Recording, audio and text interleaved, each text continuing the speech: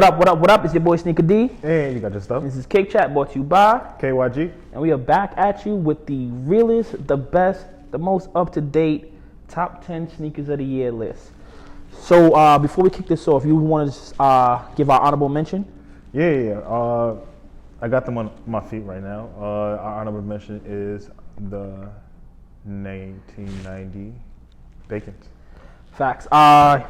Honestly, I was super hyped when those were slated to come out, and I feel like they executed the shoe, like the colors are on point compared to the originals, and I have a theory on why it didn't garner the hoopla as it did the first time, but we're going to touch on that a little bit later in the show. So let's start off with... Hold on, and I also want to say shout out to my guy James.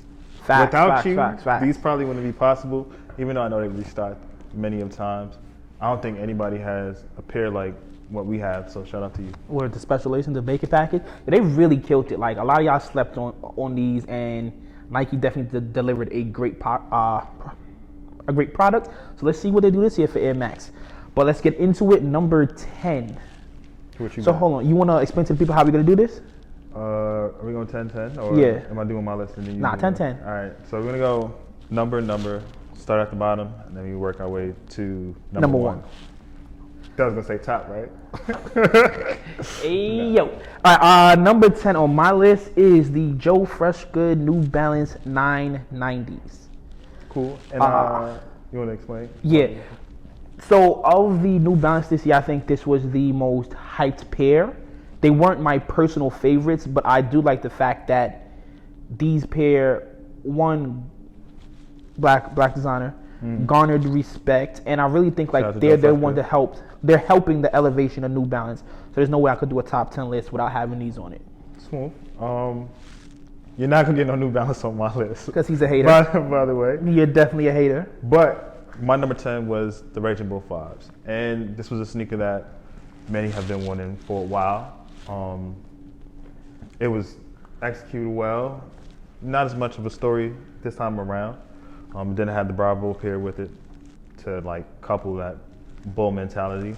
You think that's what was missing from this release? Yeah, and the fact that it was accessible to everybody, kind of, what's something like the DMP6s, for instance, right? Mm-hmm. When the DMP6s came out, it was coupled with another sneaker.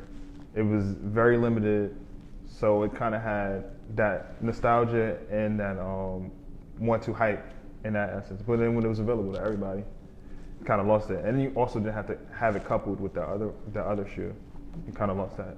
I bet. So let's jump into number 9. At number 9, I have the New Balance Amer Leon d'Or. Yo, I swear I need to go to Paris. The 550s.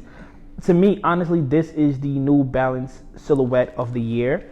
Like, New Balance threw out a lot of different number silhouettes. I think this is the one that took hold to the culture the most. Even the ones that weren't a collab, I seen did well. And Rich Paul just got his own 550.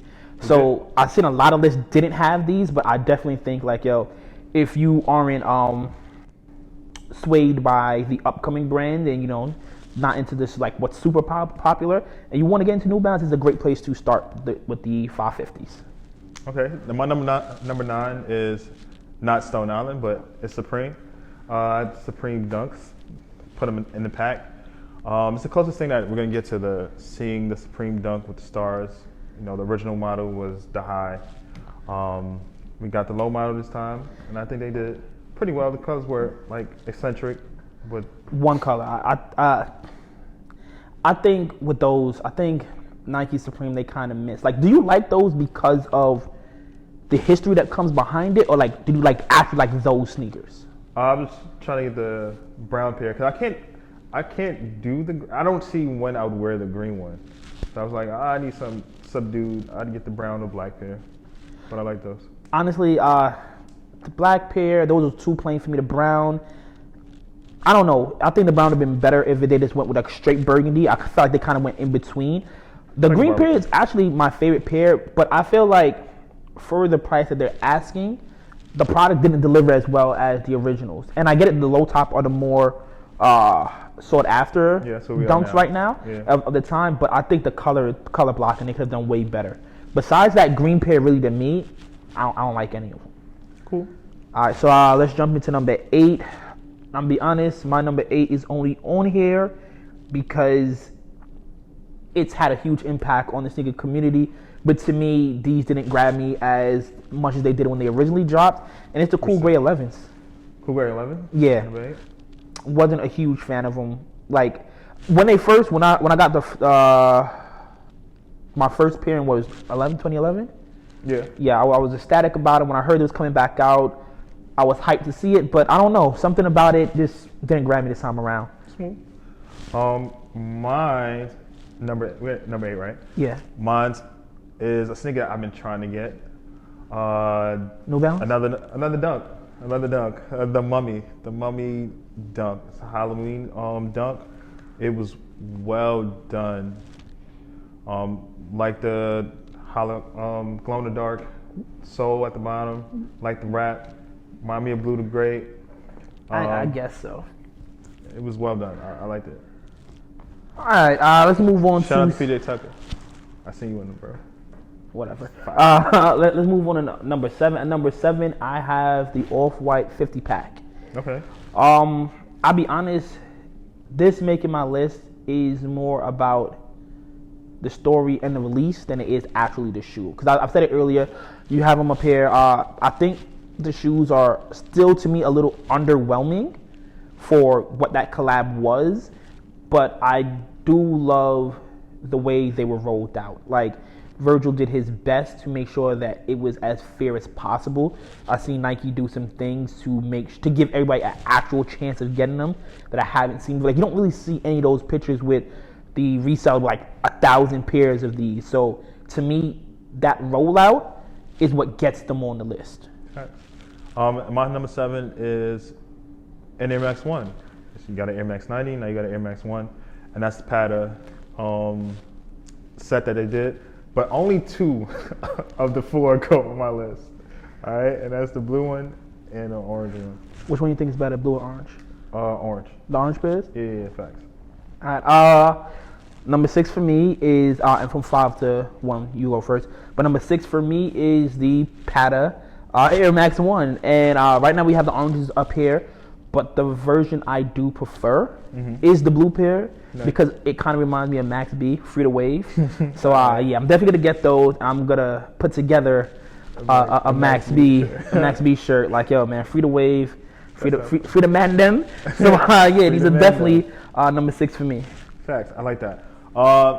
And my number 6 are the trophy room ones, and they could have been higher, but they botched the sale to the people of that shoe. Hold on. Botched the sale? Yeah, botched it. Doug, that was the worst release I have ever seen. Like, that was the worst release I have ever seen. Like, honestly, they might as well have just said all those things with friends and family, and he just backdoor them that way. Because, like, yo, no one had a chance. Like, to me, that's why they didn't make my list. Like, the sneaker itself is cool. I do like the icing effect and the story, especially him being Michael Jordan's son. But being Michael Jordan's son really says, yo, you didn't have to do it that way, bruh. I don't. But then Nike also sneakers gave EA to people. Gave what? Exclusive access to people. Bruh. It was botched by him. Yeah. Whatever. He had the majority of the stock. And it was done bad, dog. Like, it wasn't even like, yo, let's be low. Like, he could have told the people he did it for, like, yo, be low about it. Like, they weren't even low about it, bro. It was low key. It was low key disrespectful to me. I doubt any other release is gonna be like that from him. Better not. All right, and my number 5. Now we switch roles. I'm going first. My number 5 are the Cool Gray 11s, and for me, they made the list at this number because, like you said earlier, while it wasn't like high, like in 2011, you were getting an amazing box. Like the packaging that it came in, grow up. The packaging that the sneakers came inside of was super dope. You got the shills, like this one was like a regular OG box. So what makes them number 5 for you though? Number 5. Yeah. So much nostalgia go into like the sneaker. Like when I first got them in 2011, Ethan had gotten a pair. That's his son, by the way. Christmas. Think about that stuff. I feel you. I feel they're too high on the list, but I've seen them higher on other lists. And hey, to each his own. My number 5 has to start the top 5 with New Balance. That 2002 R, the Gray Clouds. Reaching right now. Dog, no. Honestly, they're not a collab. And please look at the way they layered and deconstructed those shoes are fire. The tannish white pair I wasn't too much of a fan of. The black pair looks way better in person than they do online. But that gray pair, Gray Clouds, come on, man. Get your sad boy on, and those are the perfect shoes, man. Listen, man. We're gonna talk about this New Balance effect. You keep saying I'm reaching, but we'll talk about this after we finish our list, man. What's your number 5? Oh, 4. You Number 4. Number 4, the Lightning Force. Ha! Pun intended. Nah, not really. But the Lightning Force make it to number 4 on my top 10 list of 2021. Man, you know how I feel about those. Those are a great shoe right there. Number 4 for me is the Travis Scott Fragment. I'm putting the lows and the highs together as a package. It was honestly, the lows did it for me because it's a Fragment. It's like the Fragment ones, the lows. Always one of those. Great to have a chance to get them again. The highs, I do like them. I remember a while back when we first seen the pictures, I was saying like, yo, those really do remind me of what I think Travis brand is. Like, that color blocking is so weird and off that it works. Much like Shy's outfit with it. So weird and off, it worked. Yeah. Last episode, we don't know if you don't know what we're talking about. So yeah, those are definitely top 4 for me. Could have been 1, but what stopped it from being 1 for me is the high and just how out of reach and how crazy it is that 4,000, 5,000. Yeah, for me that knocks it down. Nice. And we're at top 3. Yep. For number 3 on my list is the 50 pack. I know you heard it earlier, but for me it was the release. It was, rest in peace to Virgil. How honestly it's up there because remember, watch our episodes. Remember, I fought for the 50 pack in a release when we had that discussion. So I'm just glad I was able to grab a pair. I'm glad that this was something that is exclusive to the world, like it's an exclusive sneaker, but it was fair to get, and more releases need to be done like this. Virgil's had the best release of all time. And I think it only could have been done that way because there were 50 different pairs of the same sneaker.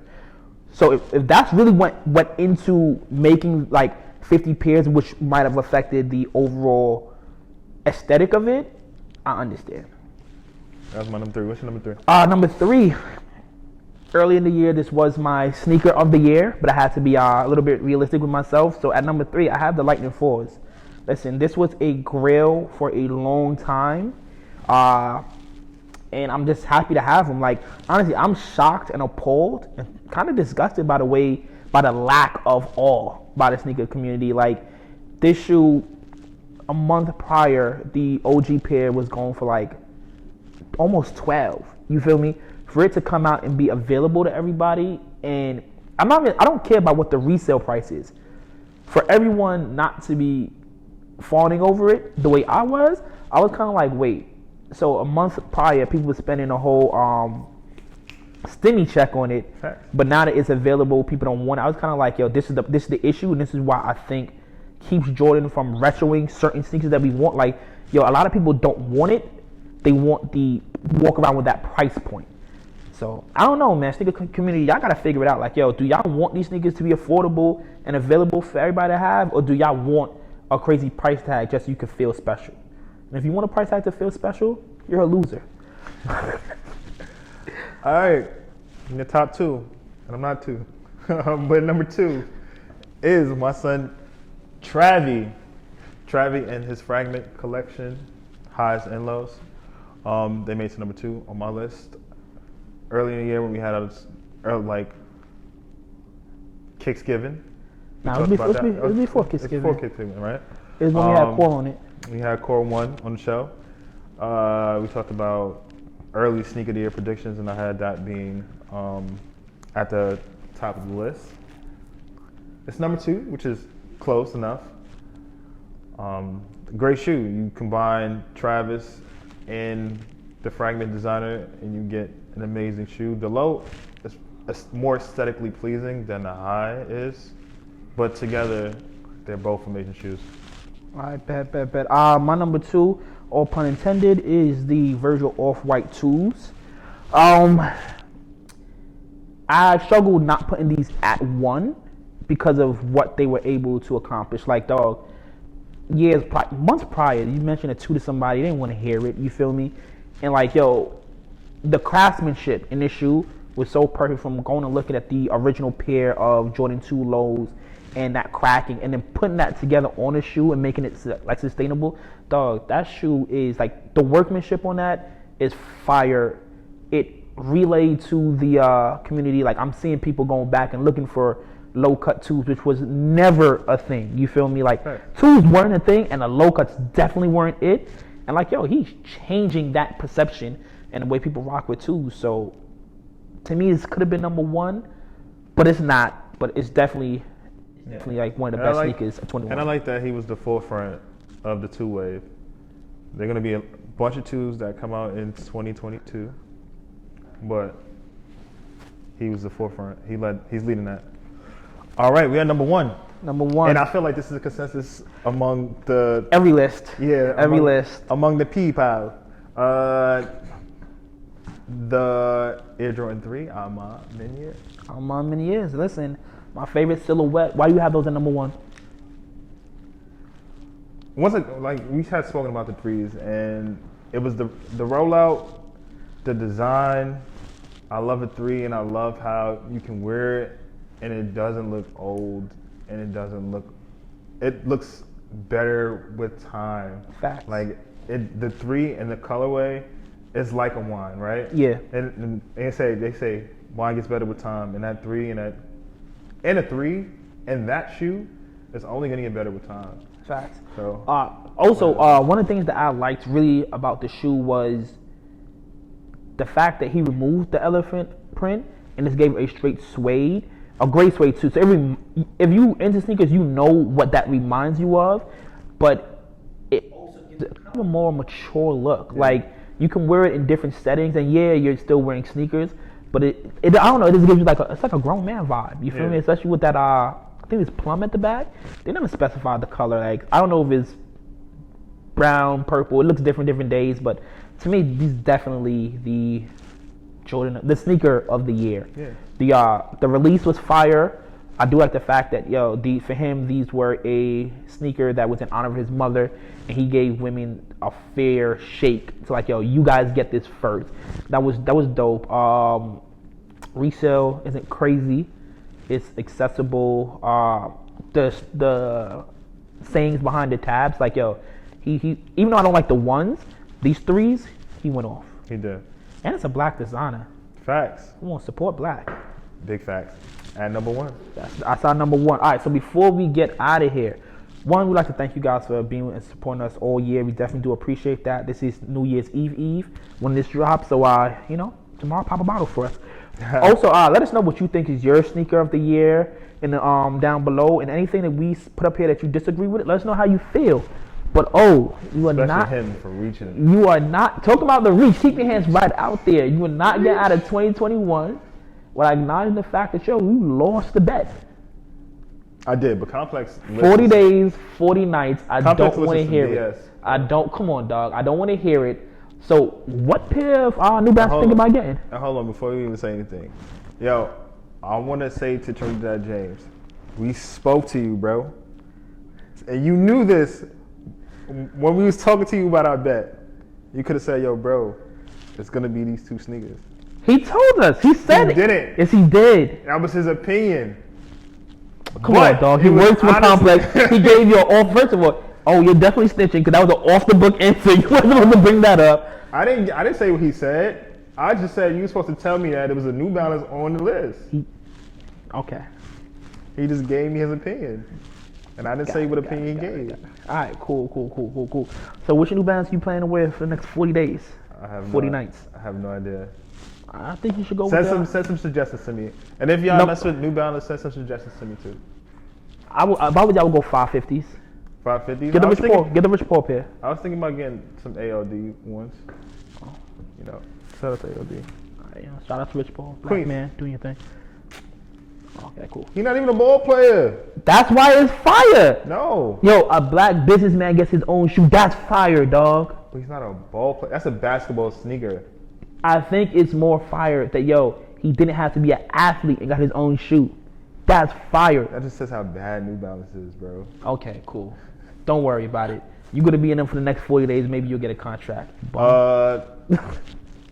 Recording for when I go get these things or open a box. And then recording for after 40 days and 40 nights. Yup. All right, cool. Until next year. It's your boy Snkr D. And you got your stuff. And we out. Peace, y'all. Be safe. Happy New Year. Yeah, all that good stuff. All right, we outside at Got Soul. So we went? Bet. All right, go ahead. We got one question. What do you think sneaker of the year is? Sneaker of the year, I mean, I got two in mind. I think either the Travis Lowe, the Fragment, or the Amamanier 3s. Ooh. I think just the way that it was released, I think the Amamanier 3s. Like, everyone wanted one, basically out. That's nice. fire. You hear that a lot, too. Yeah. Who we here with today? Michaela. All right, Michaela. What do you think is sneaker of the year? Definitely, in my opinion, I would say the Jordan 3 Amamanier. Thank you, guys. Listen, I'm hearing that one so much. I think they killed it. They killed it this year. I think so. What was it about that sneaker? Is it the look, the story? What got you? Everything. The story behind it, the colorway, the quality. It just is different. Anyone can wear it. Men, women. I think it's just a classic that will hold through and through. It's not just one of those trendy shoes.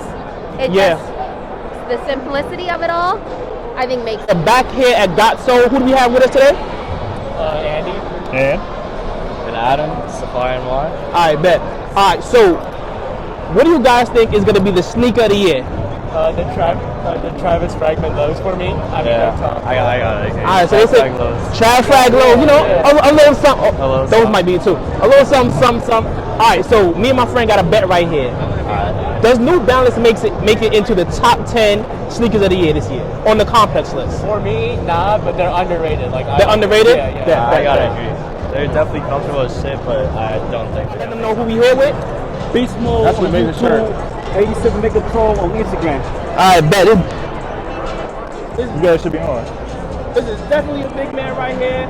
Megatron is the right name for you. And fire feet. So what do you think is going to be a sneaker of the year this year? It's going to be definitely the Jordan 1 Amamanier.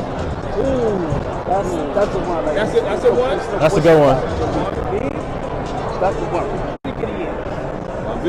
Yeah. Honestly, I haven't got those Amamanier 3s. I haven't got them, There you go. but I've heard nothing but good things about them, so I'm going to have to go with those. All right, but listen, Amamanier is having a fire year.